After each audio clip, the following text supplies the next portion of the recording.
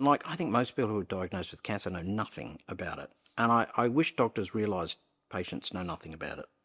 But they'd say you've got stage 4 cancer and going, so how many stages are there? Like 4? Oh, okay, that doesn't sound good. What does that mean? And he said, well, it means you should go home and tidy up your affairs. Meaning you haven't got very long. And he filled in an insurance form for me. I remember his handwriting.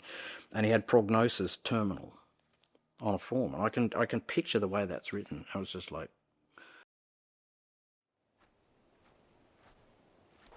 look, I think it's a funny story, really. I went to an optometrist because my eyesight was deteriorating. And I said to this guy, could I get laser surgery done again?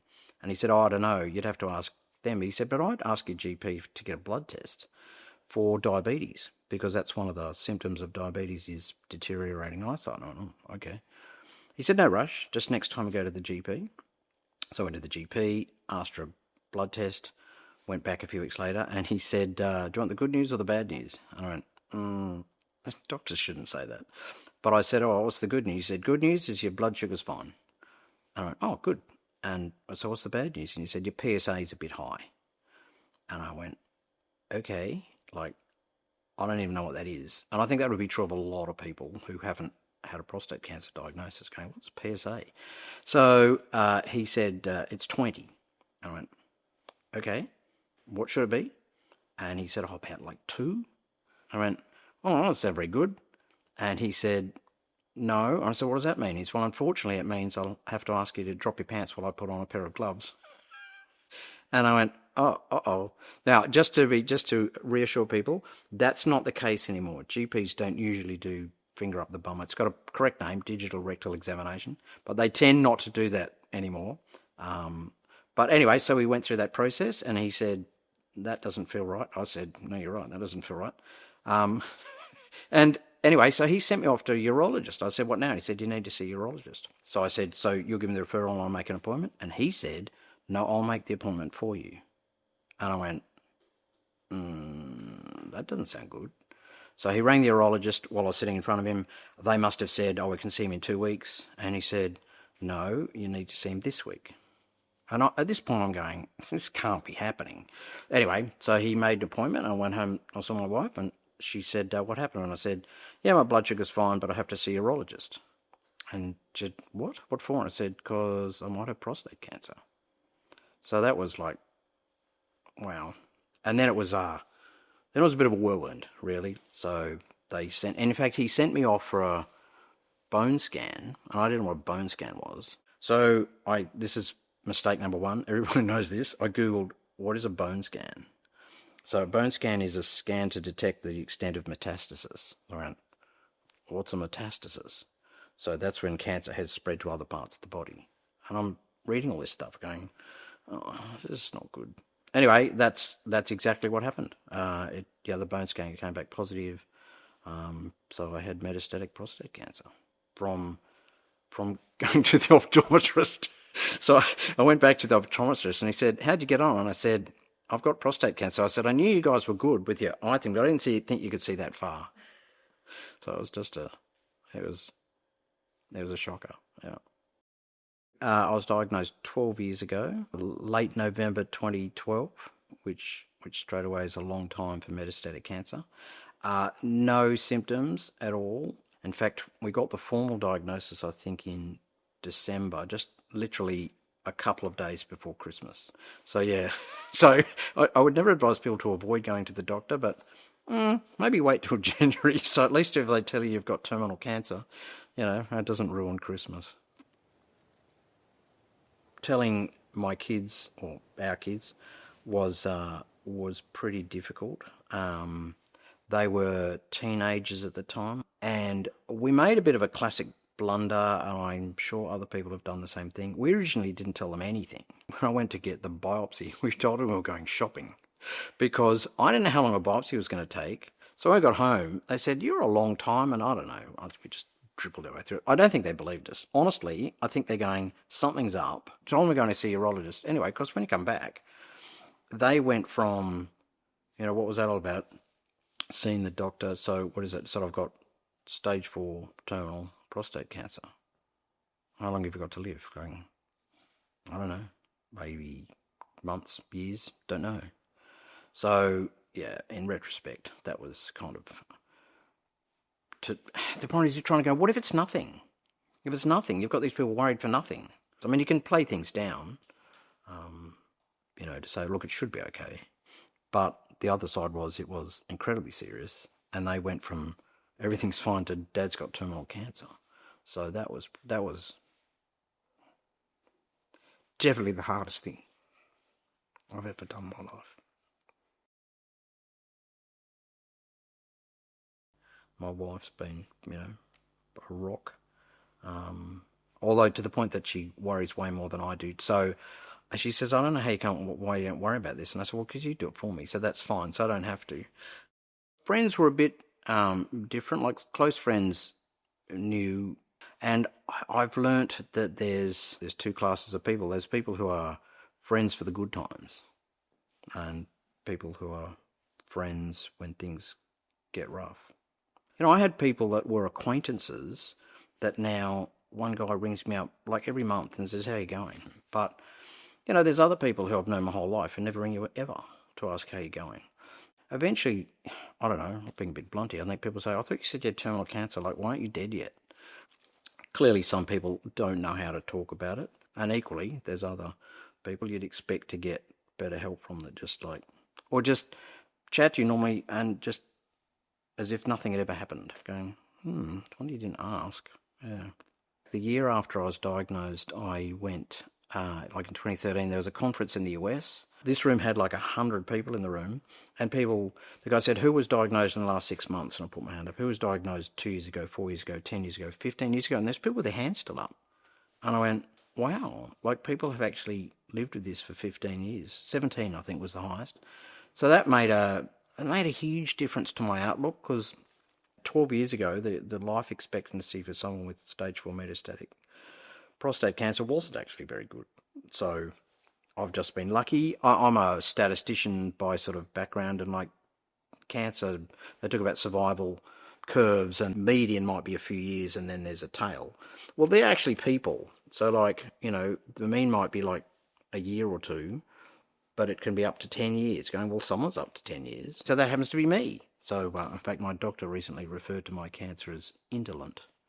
And I went, does that mean lazy? She said, yeah. And I went, seriously, that's harsh. Cancer can't be bothered. People need to get rid of this idea that it's an old man's disease. This is actually true, unfortunately, but more men will die with prostate cancer than of prostate cancer. And in fact, it kills about 3,000 people a year in Australia. I mean, that's a lot. What the problem with metastatic cancer is that you never get better. That's the whole point.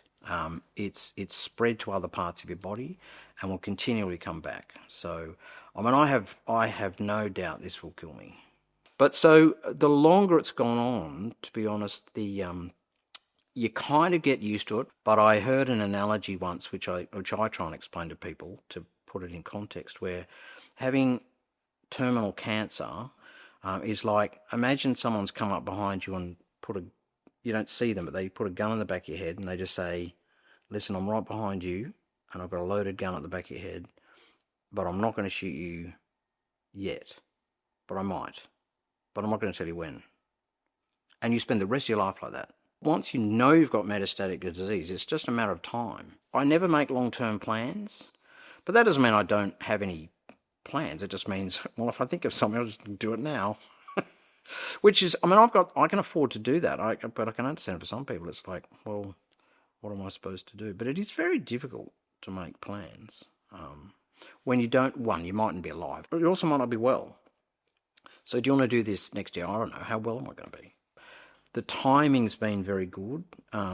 Having been diagnosed in 2012, the changes in prostate cancer have been phenomenal in the last 12 years. So the original treatment for metastatic prostate cancer when I was diagnosed 12 years ago was what they call androgen deprivation therapy, which is hormone treatment effectively. And what it does is depletes your testosterone, which slows the cancer down. The main effect of low testosterone is low energy, a low libido, so your sex life goes out the window. But your energy levels are dropped to nothing, and so that and that goes on for years. And so I developed osteoporosis because of the hormone treatment. I developed diabetes because of the hormone treatment. I was going to say I developed high cholesterol. That might have been because of eating, but all of those things came at the same time, and they're known effects. It does make you emotional. It's a lot of people equate it to putting men through menopause. So I remember one night we had a dinner party and we were just sitting at home, and it was winter, and we were sitting around the table, and I just got up and walked outside in the middle of like eating, and our friends went, what's he doing? Because I just went outside and closed the door, and they said, is he all right? Is he upset? And he said, no, he's having a hot flush. So you're just sitting there and you're just going, oh my God, is the temperature's gone up 20 degrees in here? So I used to find them actually funny. Like a lot of men find them debilitating. They do impact your sleep. I'll say that I've started hormone treatment again, and I do wake up in the middle of the night sweating.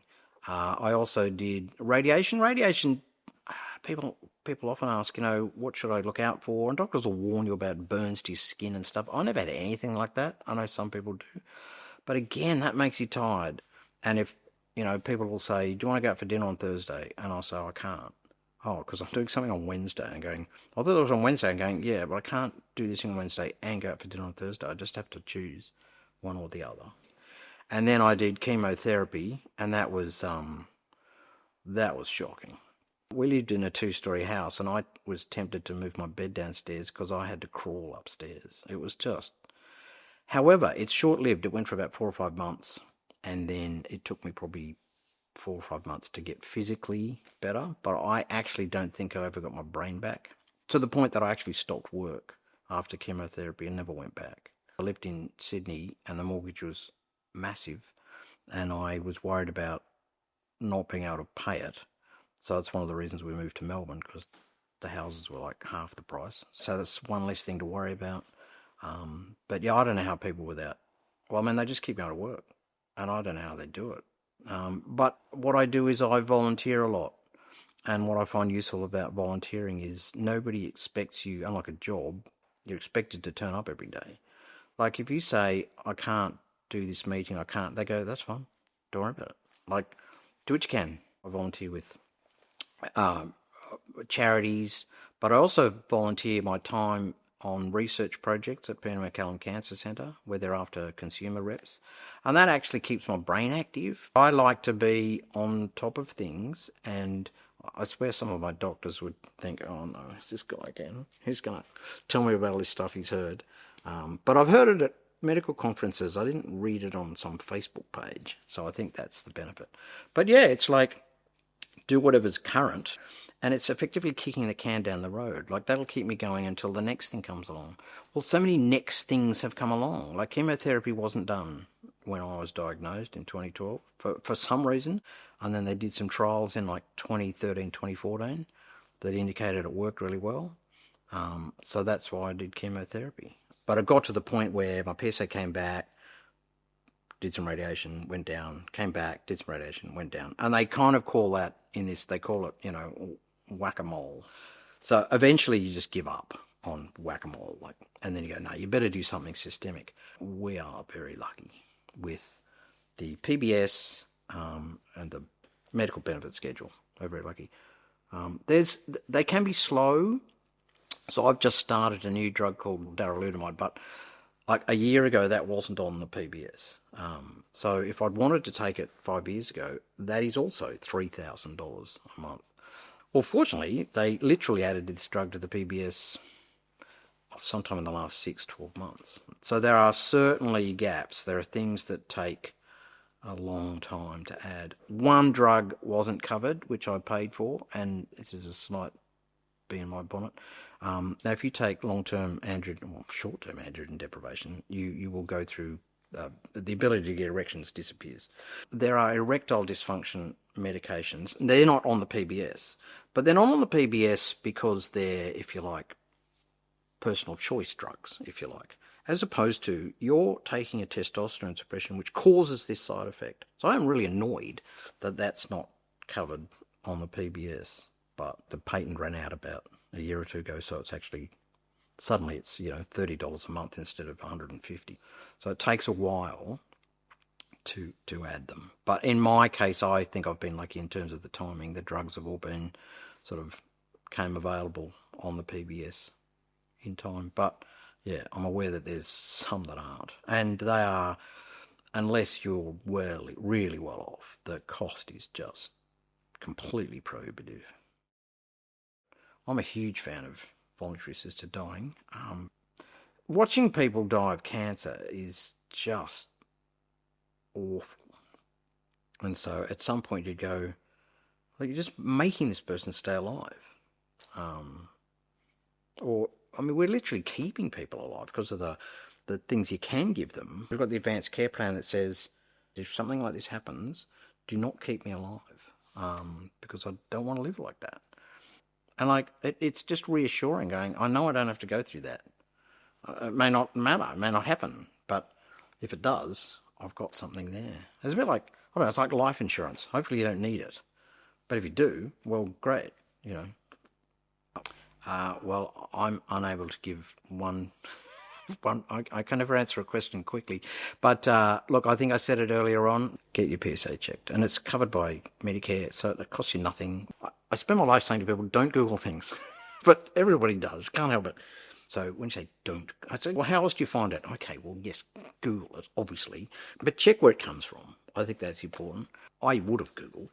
But I would have come up with answers from the Prostate Cancer Foundation, answers from someone called Andrology Australia, which is part of Monash University. So I regarded those as, reputable sources of information. So, and Cancer Council. So that's where I went. I encourage people, anyone who gets a cancer diagnosis to look around for an appropriate support group, because they're people who do understand it, but I found the support groups really useful. We had wills in place, but I know a lot of people don't, so that's certainly something to encourage. And I'd like to say to anyone, if you've got a friend who's diagnosed with cancer, ask them how they're going, like all the time, and ask them if they want to talk about it. And if they say, no, I don't want to talk about it, then go, okay. But I think people assume your friends don't want to talk about it, or they think you don't want to talk about it. Maybe it'll upset you, but the key is just ask, because the worst thing is going, I don't think these people care, because they haven't asked me at all how I'm going. So, yeah, I read a great book once called Life is Good, and it was about a guy who learnt to read when he was 98 years old. True story. He was a son of slaves in the US. He only died quite recently, and a journalist wrote the book for him about his life. And he literally had a terrible life. But he called the book Life is Good, and he just talked about the things that he'd experienced and how good it was. Anyway, one day the journalist said, you're a real glass half full kind of guy, aren't you? And I said, I don't know what that means. I haven't heard that. And he said, oh, well, then he got a glass of water and he half filled it, and he said, would you call this half full or half empty? And the guy looked at it and I'd say it's enough. And I must have read that 5, 6, 7 years ago, and it's just stuck in my head. And I think that's my philosophy. It's enough.